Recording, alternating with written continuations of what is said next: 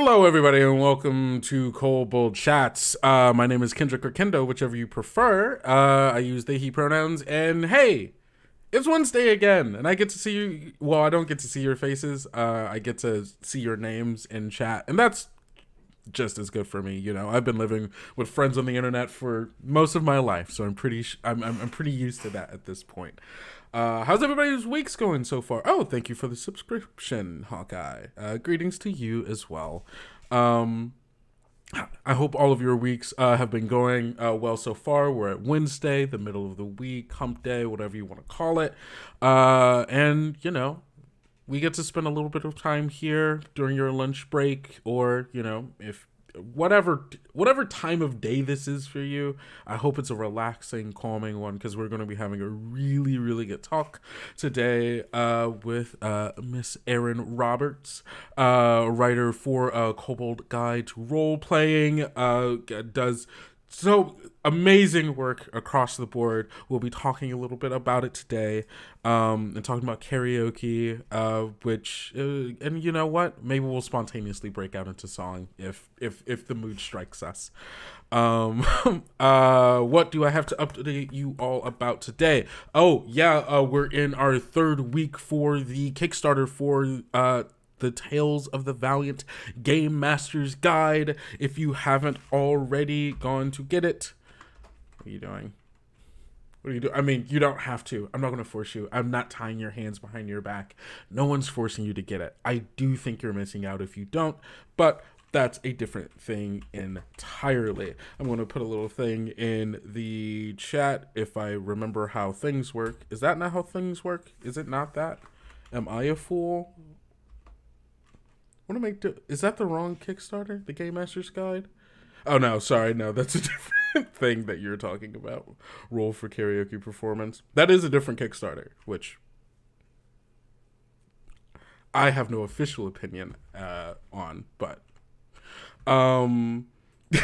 why is this not working? Did I put in the wrong? Hey gang, you're gonna have to work with me a little bit today. It's been a hot second since I've had to update the commands on Stream Elements. Why is it?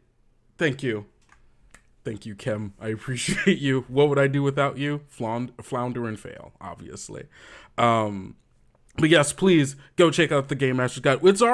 Hey, look, it's already funded. You don't even have to worry about, is this even going to fund or not? Because it's funded. Right now, you are just putting in an amount of money that is less than the full price of the book once it comes out, so that you can make sure it's on your shelves and you can bring your games to the next level. It's for Game Masters, both new and experienced. This is a book of advanced Game Masters advice, from everything from different styles of maps to how to do vehicle combat, to how to build a dungeon, to how to do a safety session or session 0 for your, like, it's useful for everyone across the board for honestly a lot of games, not even just Tales of the Valiant. So I think you're going to get a lot of good stuff out of it, and I would recommend that you back it if you think it's something that you would like.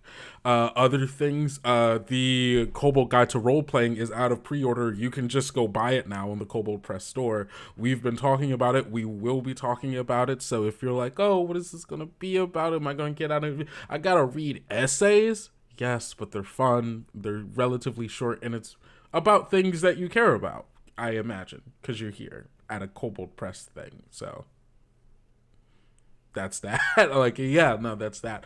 I've done enough stalling now. It's time we get to the main event. The lady of the hour, Miss Erin Roberts. Thank you so much for joining me today. Would you like to... Thank you for having me, and thank you for the introduction. I feel very excited, like walking on the stage at the Apollo, Yes. like, but with Red like carpet. good content, so they don't boo you.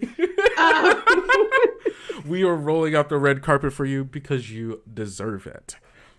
Would you like to introduce yourself for the people who are unlucky enough to not already know who you are? Oh wow, I'm gonna think about myself like that going forward. No, hi everybody. My name is Erin Roberts. I use she, her pronouns.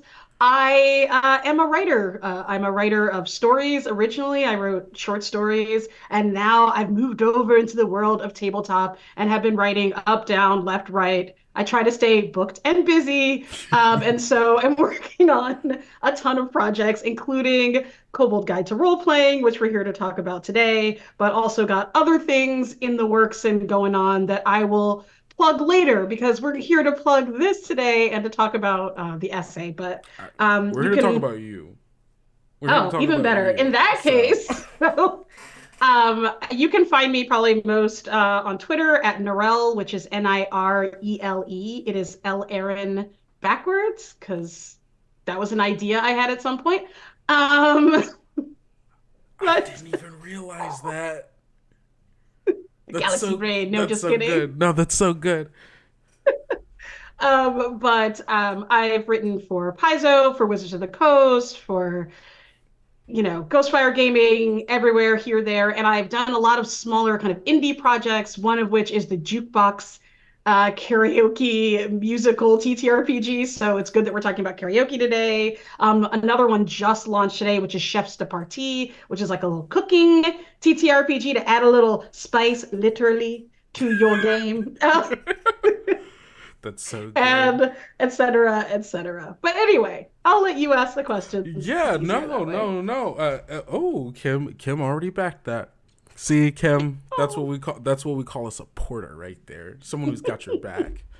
Amazing. So yeah, no, let's so if you out there don't already have the Kobold Guide to Role Playing and haven't seen it yet, that's fine. That's okay. But the Erin's essay in it is called "Rock and Roll: How Karaoke Can Make You a Better Role Player." Now, as you've already said, you have another karaoke project that you're already working on, so you're deeply intimate with karaoke, the process of it, the fun of it, so on and so forth. I've only ever done karaoke formally once. But in reading your essay, there's so much more like crossover than I would have expected in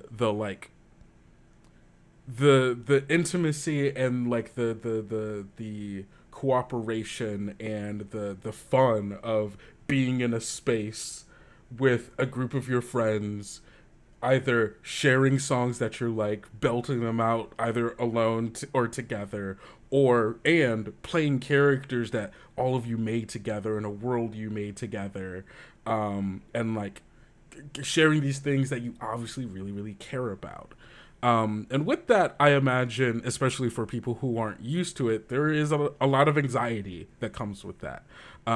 There's the anxiety of singing a song in front of people for the first time, or like truly getting into character and like willfully like embodying them with another group of people.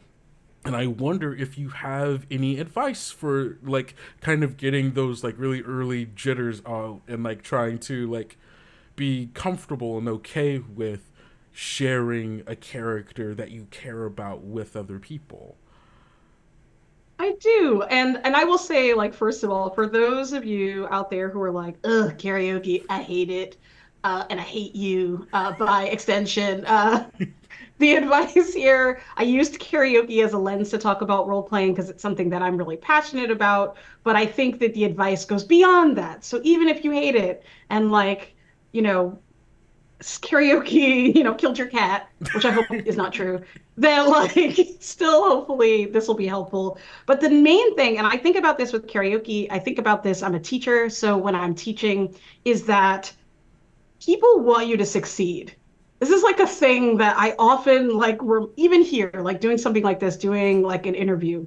Nobody wants to listen to a boring teacher. Nobody wants a lecture they don't enjoy. Everyone's like, the win for everyone is for you to be good and them to be excited about you. And so I think sometimes it can feel like adversarial, like you're like, oh, I'm going to go up there and people will judge me, or I'm going to get into this character and what if it doesn't go well? But the reality is that people are actually, everyone with you is rooting you on, even if they don't know you, don't like you, don't, have never seen you before, and you're like at your local game store and it's new people, so it's not like your buddies who are rooting for you. People want to be having a good experience, and so people will generally lean into what you're doing. And so that's sort of one thing to just I always keep in mind and saying everybody wants this to be great, and so like we're going to make it great together. um, and the second thing, in addition to thinking, look, everyone loves it, everybody wants it to be good, is really there's something I've been trying to do in framing in life in general this year, which Mhm. is to change have tos to get tos. So as opposed to saying like, oh, I have to portray this character, saying I get to portray this character. This is something that I'm actually getting the opportunity to do, and trying to reframe it in my head as something positive as opposed to an obligation. And even though it's just like a small thing, I often find that it puts me in a better place and a more relaxed place. And the more relaxed you are, the better you are at getting into things. Yeah, no, that makes a lot of sense. Because, like, at the end of the day, we're playing a game, right? It is like we get that's so true. Like, I get to sit down at a table with my friends, being silly or dramatic and emotional. Like, that is a thing that I get to do, and I know that makes a lot of sense. And like, I think that like part of your essay, like you kind of you kind of hit this beat a lot in it of like have fun, like lean into like the fun of it and like the joy of it and like the things that you're excited about, because why not? That's why you're here, to have fun, to do those things. And I think that's really, really cool. I also like, I think there's also something to not just like the performance of like karaoke and then the performance of role playing, but also like when you're talking about like leaning into like the singer and the song, of like leaning into like or like how you talk about in the essay of like leaning into the singer, leaning into the like the things that make you you as a performer and as like someone who is doing the thing, whether it be singing a song or playing a character, or leaning into the song, which is like the scene that you're in, or the session that you're in, or the kind of campaign that you're playing. um there's like so much crossover I'm recognizing now between the music we like, and the characters that we play, and like how the performance of both of those can affect things. And I wonder how much does music, whether it be like your general like your general like taste in music, or general like, or like in like the specific, like now like, oh, I've been listening to like this song and these things a lot, like how does that change characters that you choose to make, or the way that you portray them? Like, do you find yourself Hmm. inspired by the music that you're listening to? um like, do you find that changes either characters you're making, or the way that you're portraying characters you've already made? I love music just generally. Mm-hmm. And one quick thing, which is not exactly what you asked, but something that you alluded to, which I think is just really important, so I'm gonna mention it while I got y'all, Yeah. is that something that happens when I decided to do this essay. I was like, let me think about, what has helped me to get through like a rough karaoke night, and like how I then use that in role playing. And Mm-hmm. one of the things is there's a concept in writing called candy bar scenes. I don't know if you've ever heard this concept, Mm-hmm. but candy bar scenes are the scenes you can't wait to write. So if you're like, if you're a novelist and you're like, oh, this is the scene where she hits the other woman with the wrench, I cannot wait to write this wrench fight scene at the end of my novel. Then Mm-hmm. like sometimes when you're in the middle of like a more like, this is the part where I'm setting everything up, you can either skip ahead or like write that, or at least look forward to it. Be like, oh, I hate that I had to describe this wrench, but in the end of the book, when she When hits it, her rival with the wrench, oh, it's all gonna come together. And that happens in songs. Like if you ever think like even if you're just singing along with people, most folks don't know songs you as well as they think they do. So you'll be like, she work on the dogs, blah blah blah blah. Oh, we're halfway. Like there's the part where everyone yeah. all of a sudden knows the like the part of the song that you really enjoy. Mm-hmm. And like the reality is that when that moment comes, nobody cares if you knew the verses. Everyone is there for that, like, this is the part of the song that like gets us all excited. And I often look for that in scenes. Like, what is the thing about my character that I'm really excited to get out there? What's the thing that I'm really interested in exploring in this character? And then look for opportunities, like not by cutting other people off, but where the moment is right. And I'm like, oh man, I love this character's accent. Like, I'm really going to try to lean it into it in this Mm-hmm. scene. Or, oh my gosh, my character has this interesting part of their backstory. Here's a chance to go for it. So that when I'm feeling awkward, maybe early on, I can think, oh, but this is just setting it up for my wrench moment, my candy bar scene later on. And so what I'm doing in like little things or listening to people or figuring out what's going on, taking notes is all kind of there to give me an exciting thing that I get to do where I'm really going to not care anymore about how I sound or what I look like or what I'm saying because I'm so in the moment. And Yeah. when I create characters, I try to think about what are those candy bar scenes for me? What are those wrench moments that I can look forward to? Like, and that a lot of times helps get me in the mood Mm-hmm. for the character when it's been a long day and you kind of have to transition over to being in the role playing mindset, Yeah. which is not what you asked at all. Hey, no, still great information. Still great. I don't think but, anybody's upset learning this. but to actually answer your question, so I love music. It's funny. I'm like, my poor people who hire me for freelance are like, if this lady puts music in one more adventure, I swear to God. I'm Music is always like, never a bad and this addition. It's never I'm a always like, bad this thing. person hums a song. This villain likes to time their things to like an EDM beat. I haven't done that, but I should. The EDM villain. Put that in your next campaign, everyone. That's pretty good. Um, when the beat drops, so will you.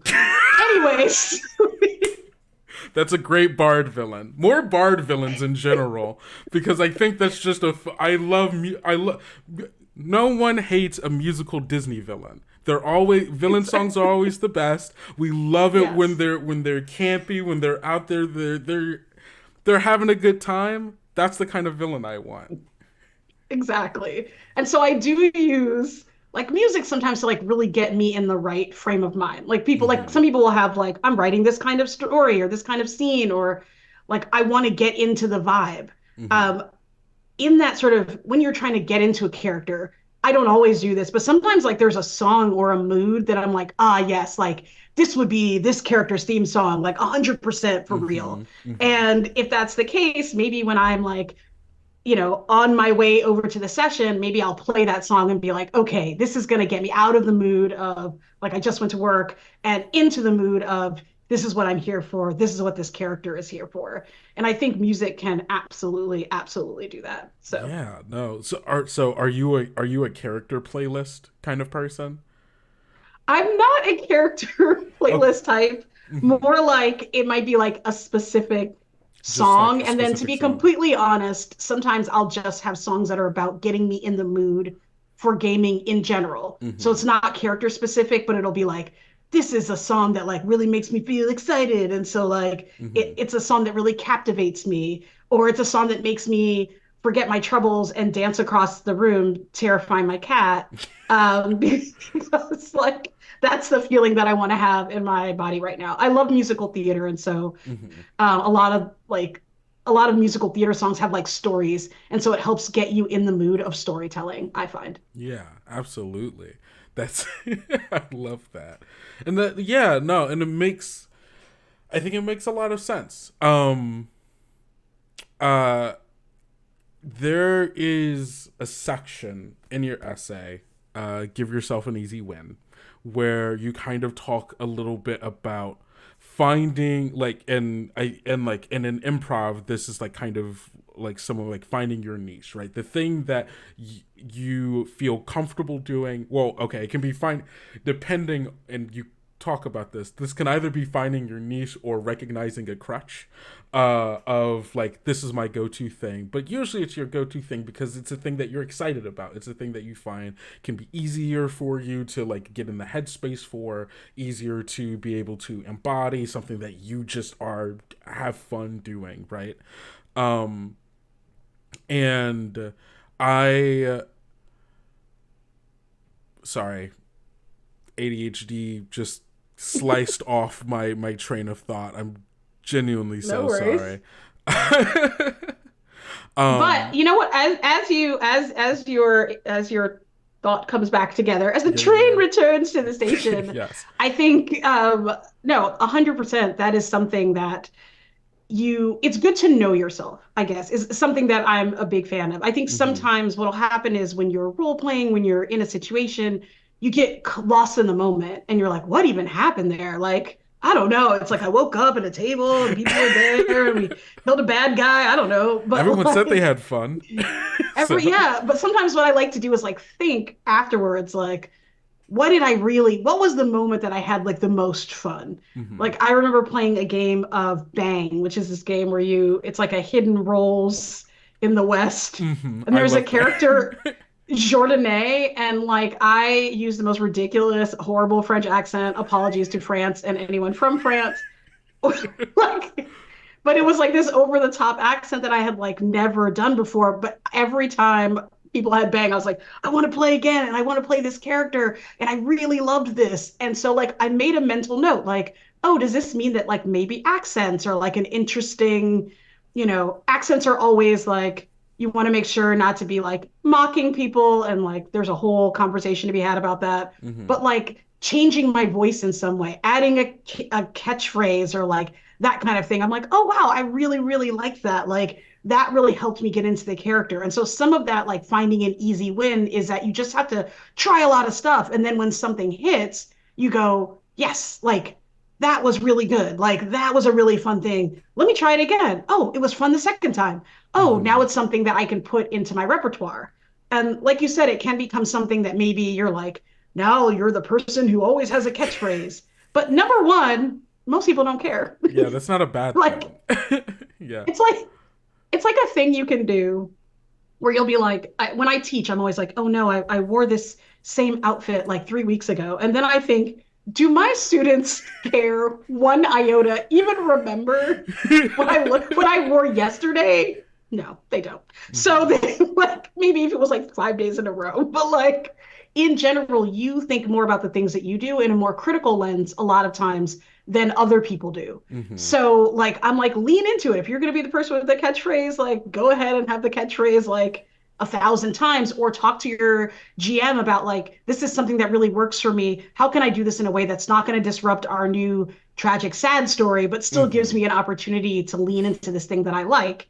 And then when it's really not appropriate or it doesn't make sense for the character, think, okay, I'm going to put that one on the shelf, but I have it for next time. Let me try a few new things and see if I can find a new thing to put into my repertoire, a new tool for my toolbox. And if you do enough role playing, you'll eventually find you've got 4, 5, 6 things that you really like, and you can figure out which ones work for the situation that you're in and for the game that you're playing. Yeah, no, absolutely. And about like the sitting down and like thinking about it like after, right? That kind of that post session processing of it, that also that Yeah. like works for the good things, but it also works for the bad things as well, right? Like in the same waves, like if you just did if you were doing karaoke, you just got up, you sang a song, and then you sit back and you're like, man, that was fun. But you can also think of the moments where like, I messed up on that part. I can do better next time. Like I know, I think there's something really the sitting down with yourself and being honest with yourself about the things that you enjoyed and the things that the things that you find that you latched onto, and the things that you go, okay, this one didn't quite hit, why didn't it hit, what can I fix for next time, can be super super useful for getting to know yourself better, like you were saying. Like I Yeah. think that's a lot of any kind of performance, whether it be role playing at a table with your friends, doing karaoke, doing comedy, like acting, whatever it is, right? Um, Yeah. and And what I love oh, about please. what you said there too is you said like, and then look forward to what you might do differently. So Mm-hmm. one of the things that I sometimes think to myself or say is that you can't move forward if you're looking back. Like just physically, it's difficult. Like if you don't try it on the streets, you'll trip. And so it's good to like sit and think about things, but like then think about, okay, let me not stay in a place of like, I'm going to beat myself up for the things I cannot change, but instead think, oh, what did I learn that I Exactly. can then like do better. Oh, like that tool didn't, I tried this tool, didn't work. Like instead of hitting her with a wrench, sorry, sorry, y'all. You're I promise I'm not a violent person. Instead of going for like this candy bar, I'll go that way. Like I had chips and it turns out like I didn't really like those. They were stale. So then it's like, okay, next time get fresh chips and then try it again. And then you may turn out that there are certain tools that you really just don't like ever. And Mhm. then you know that. And it also helps to inform you about what kind of games you like. Not every game is going to appeal to every player. Mhm. And so part of what you do when you role play is you get a chance to try out parts of yourself and see which of those parts you really enjoy. Try out Mhm. things about yourself and see what of those things really resonate for you and what doesn't. And what I love about role playing is that there aren't as many times that you get to have that experience where you get to step outside of yourself and just try something and see like, oh, like almost like trying on clothes, like, oh, this hat, ooh, looks good. Oh, that shirt, not so much. And I think it really helps you, it helps me anyway, to even be like change who I am as a person underneath that. I think like the more you learn about yourself, the better kind of you are in life and as a role player. Mhm. Yeah, no, absolutely. Sorry, Uh didn't mean to cut you off. no, no, no. You're so no, no. You essentially just kind of continued the thought process that I was going down. I was like, yeah, absolutely. Because the amount of times where I've been even just at home by myself singing a song, and then I go, no, that was a little too, that note was a little too high for me. I shouldn't have tried to go that far. But I now know next time when I sing the song, I won't try to go that high next time. I will instead try something different. And that's so true about role playing as well, right? Where sometimes you're playing a character, you're in a scene, and you have an instinct and you go for it. And sometimes it doesn't work out. But that's like you said, people ultimately, especially when you're sitting down at a table with your friends playing a game, ultimately they're rooting for you as well. And so they are willing to be forgiving and willing to be like, hey, it's okay. There are no stakes here. We're here to have fun. Um, and I think, yeah, that's something especially important for people to remember if they're trying to get through like the anxiety of even starting, of fearing those moments of what if I mess up and I make a fool of myself. It's a game. You're there to have Yeah, fun. It's okay to look silly in front of you. It's okay to look silly in general. There's nothing wrong with looking silly. I, Sometimes it's better to I look do it silly. constantly. Right? Exactly. Um yeah, no, yeah. Someone has asked if you're okay with Ooh, it. Um absolutely. they're interested in what do you teach? Creative writing, composition, something totally off Yeah. the wall like statistics? I teach creative writing at University of Texas at Austin. And so I teach undergrads, and I'm actually, no one will care about this, but I'm telling you all anyway. But I'm very excited. This semester, I'm teaching a really great class where we get to write stories and scripts and also games. So we get to actually see how narrative changes when you change the format. And so, like, what happens if you take the same type of story and then move it into like a tabletop or move it into a play or move it into like a piece of fiction. So very, very excited. Hopefully my students are too. That is my jam. That is something that Kendrick Kendo, that is like everything I love about storytelling in general. Yes. That's so Yeah. cool. That's so cool. Because so much Um, of life is like telling stories, honestly. that's Like I all. think that's you know what I mean? Like that's how we relate to each other. That's what we do a lot of the time is we're telling stories. What I like about singing is that it's telling a story just with like a lot of instrumentation that adds emotion. Role playing Yes. is telling a story, but somebody else's story. You know what I Hmm. mean? And so I think that like so much of life is story, and I love games because they give you an opportunity to like lean into that aspect of life that I Hmm. think is what really connects us. Anyway, sorry, going like woo woo on it, but I No, do, no, no. I love Hey, storytelling hey, in no. all forms. No, absolutely. Like every single thing that we do, the way that we relate to each other, the way that we teach each other, the way that we explore ourselves with other people is mostly through storytelling. It is such a useful tool that crosses most, if not every, medium that we have as a human people. It's so incredibly powerful, and I agree. Games and like the structure of game design and the way that it twists how we tell stories and the bounds in which we can tell stories, I think allows us to be more creative and innovative as we have to bounce off of the walls to figure out, okay, what can I do? I will also end up going on a rant if I keep going down this path. Uh, you and I are of similar minds. Um, Absolutely. We did a genres class where we did that across three genres, but mediums as well. Yeah, no, absolutely. Um, Sorry, I have to get back on track now because I would just talk about storytelling. Um, but sorry, I'm trying to get the train back in the station. Also, if you all didn't know, you all can ask questions in the chat. Feel more than free to do so. Please keep it at least relevant to the person that we have here in the conversation that we're having, and please keep it respectful, obviously.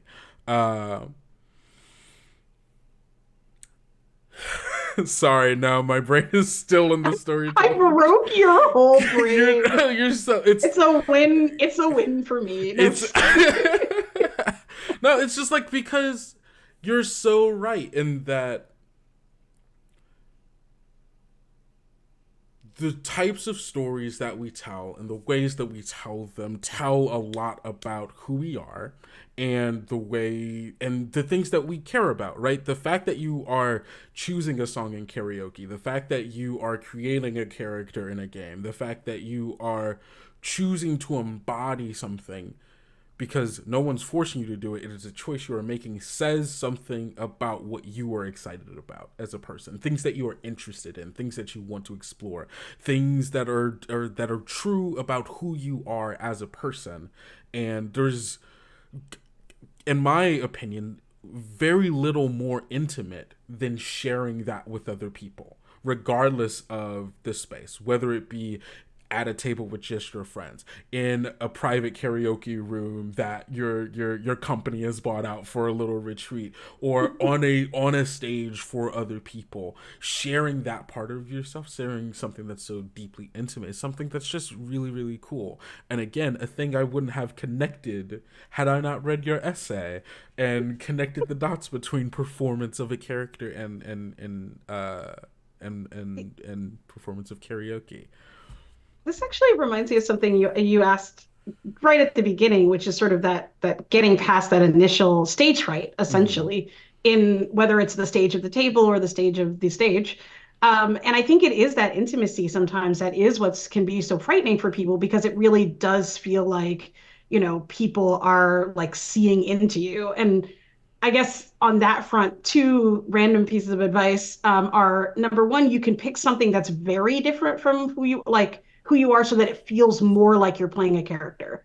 So if you're like, I am going to play like or a trope, like an archetype that you know well. If you're like, I've seen 1,000, I don't know, medieval knight movies. I am going to play a medieval knight because like I know this well. It's something that like I can easily think, what would medieval knight do in this situation? I will do that. Like Mm-hmm. so going into things that are well worn in your own mind, the stories you are used to being told can be a way to like put your foot in the door and say like, okay, this isn't about me. This is about me sort of paying homage to some form of storytelling or a type of character that I really, really, really like. So that's sort of one way to get past it. And then this is going to sound weird, but I always find in karaoke, one of the things that will make you the most, like, makes me at least really into it is applauding other people. So Mm-hmm. when you lean into celebrating what other people are doing, you often, at least I often feel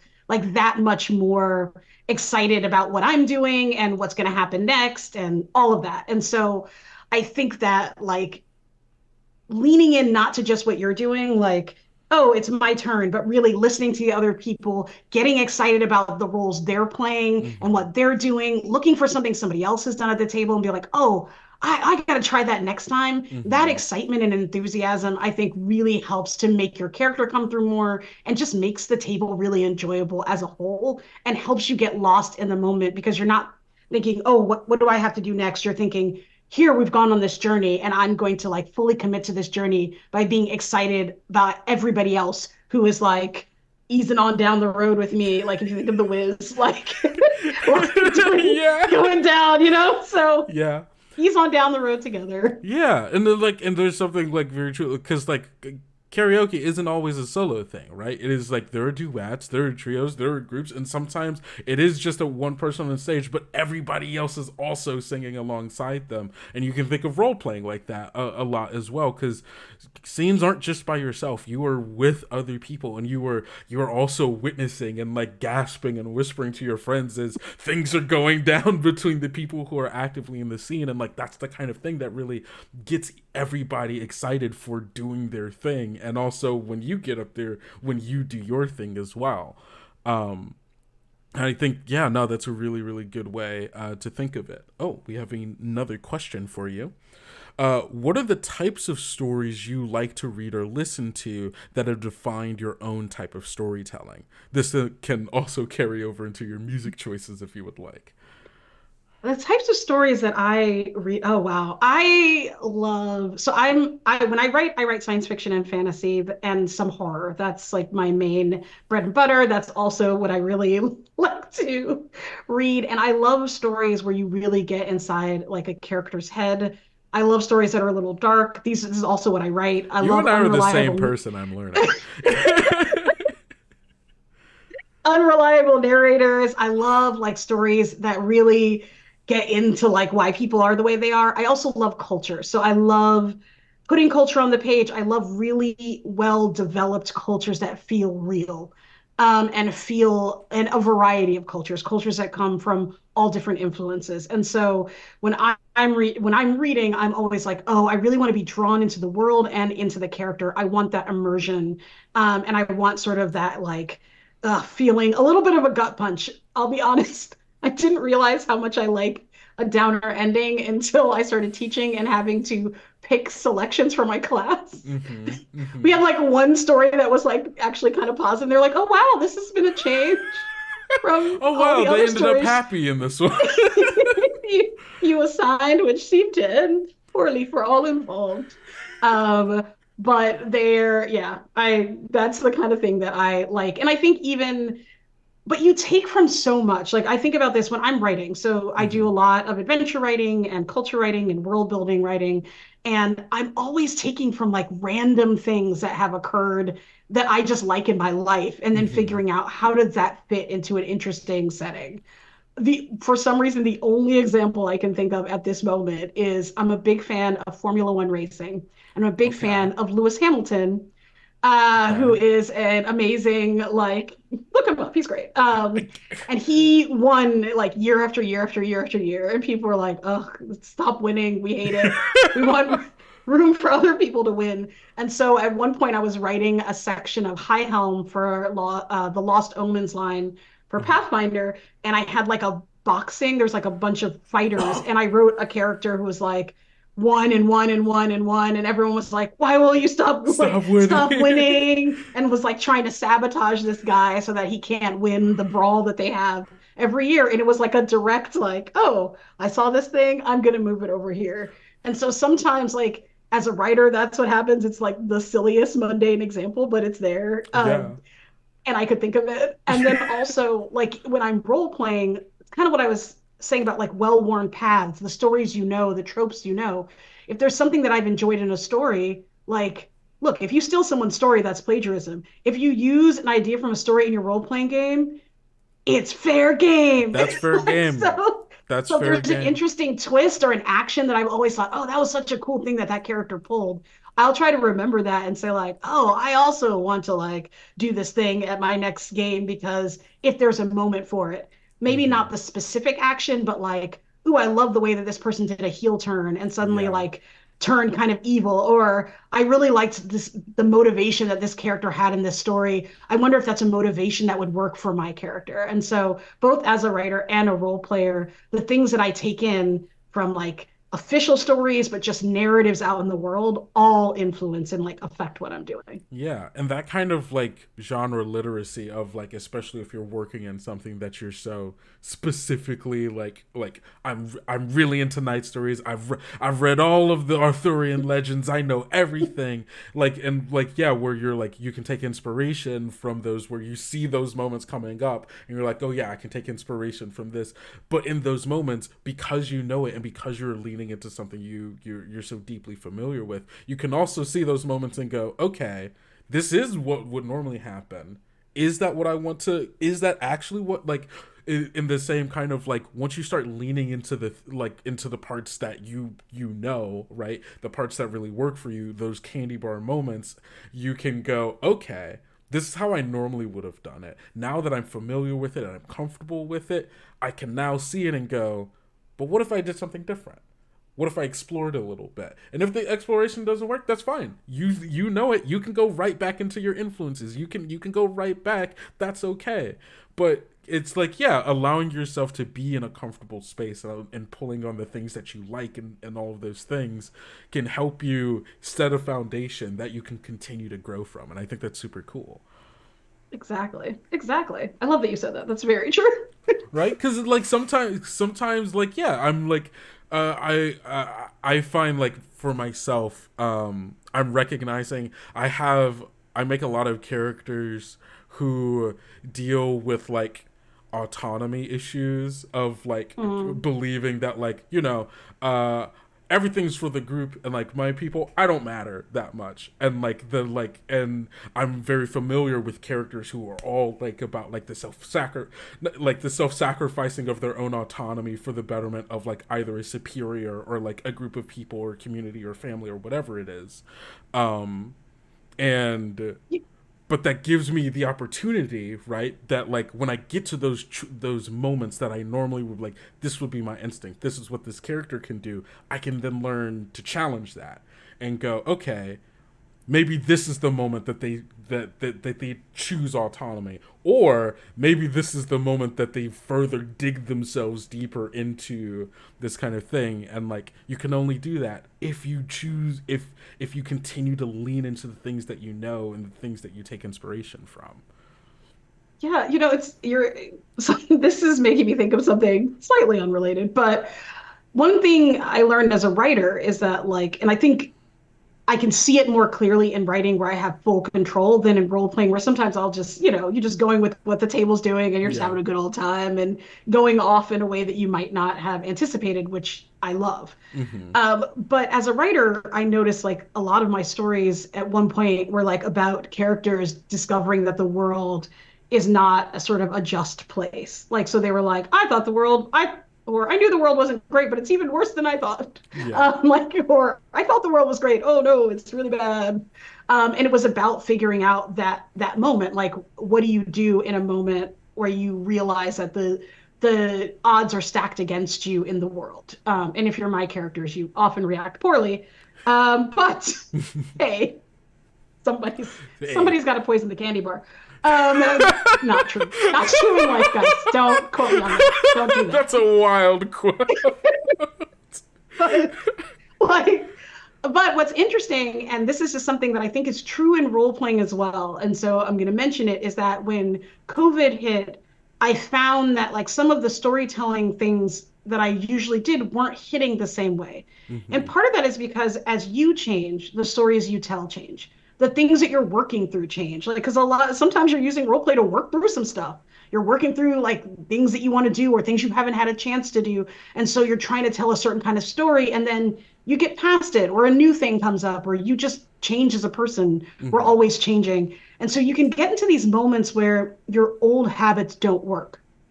You're trying the thing you've always tried, and it's feeling more hollow. You're not getting into it in the same way. So I just want to say, like, that is like, I think that's a very normal thing to have happen. It often means that something new is coming in to replace that. Like, if you're feeling hollow about the things you've done, maybe something is coming to fill that in a new way, a new type of story, a new thing for you to explore or work through or have fun with. And so don't quit in those moments. I think those are really hard moments because it's like, change is not easy. And so when you're changing and then seeing the effects of it, you can feel like very like out to sea, or like you're not standing on solid ground. But I Yeah. find a lot of times if you keep walking, you'll find the new solid ground in front of you. So that's just like random tip, No, that's life hey, tips. that's great. No, yeah, you're 100% right. You're 100% right. Sometimes you have to be open to things changing about not just the thing you're doing, but about yourself again. Because, hey, everything we're doing, every story we're telling, character we're making, song we're singing, that's a little piece of us, and so it's okay for those things to change. Yeah, you're right, Michael. Great gaming advice, great life advice from Erin Roberts herself. Everyone, a round of applause. There you go. um, I don't know if there's a better spot to end on. That was great. that was so Right. good. Unless anybody else has any quick questions, they would like to throw in. This is I'm gonna stall as we do this ending to see if anybody has anything, but thank you all so much for being here for another Kobold Chats. You know what, Erin? Do you have anything? Where can people find you on the internet? Things that they should be on the lookout for you. Look out From me. from you. Yes, there we go. With Thank you. me. Yes. Find me. No. No, don't find. That sounds creepy. Don't come find me.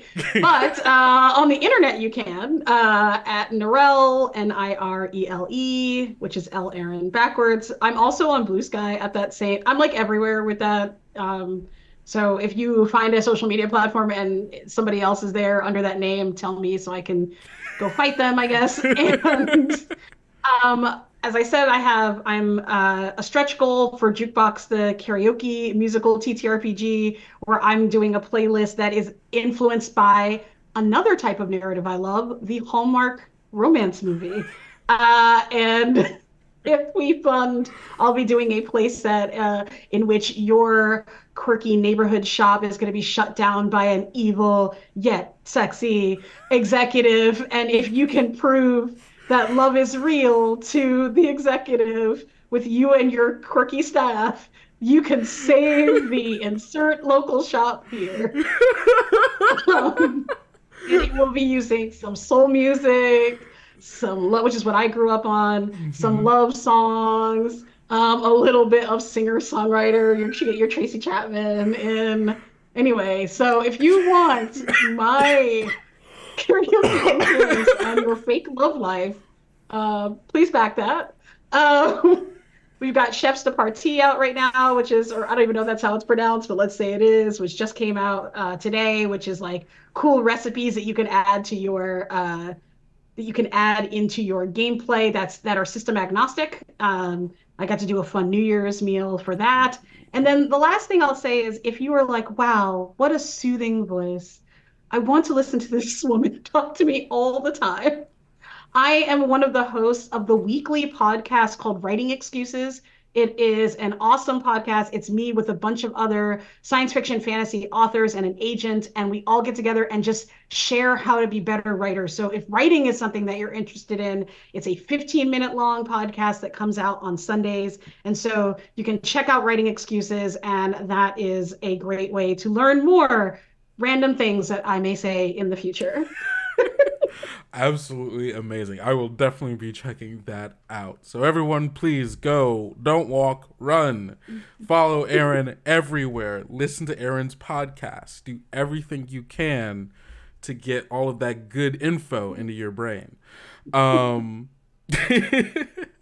Well, as I was saying, thank you everybody for another great Kobold Chats. It's been wonderful having you all here. Don't forget, go back the Tales of the Valiant Game Masters Guide Kickstarter if you haven't already. There are only only like a week and a half left of the Kickstarter. So if you want to back it, again, this is the lowest price you're getting the Game Master's Guide for a good long while. So please do yourself a favor and go get it. It's going to look great on your shelf. Thank you, Kim. You're so great. And go get the Kobold Guide to Roleplaying so you can get more of Erin's good thoughts into your good brain, as well as the host of other people's stuff. If you missed our last interview with Luke Gygax talking about his essay in it, you can go check it out on the VOD, either on our Twitch, it's still there, or you can go over to our YouTube at Kobold Press. Go watch it, get some more info if you haven't already been sold on the book, or if you've already read through the book and you just want some more of those thoughts. It's a great time. Yeah, go get the book, read, and then come back to this. Watch this again and see if things make more sense to you now, if it didn't already. I've been Kendrick, or Kendo, whichever you prefer. You can find me everywhere on the internet that kind of matters, at Kendo Makes Films. I don't make films as much anymore. I do this. But hey, I'm having a great time, and I hope you are too. Don't forget to go out, eat enough food, drink enough water, and get enough sleep, and take care of yourself, because self-care is incredibly important, especially in the days we're living in right now. Don't forget to love yourself and all the people around you. See y'all